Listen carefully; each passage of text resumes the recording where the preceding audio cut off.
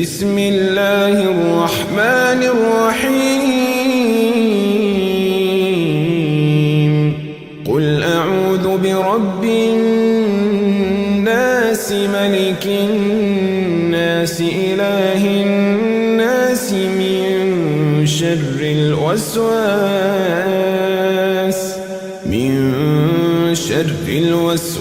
الخناس الذي يوسوس في صدور الناس من الجنة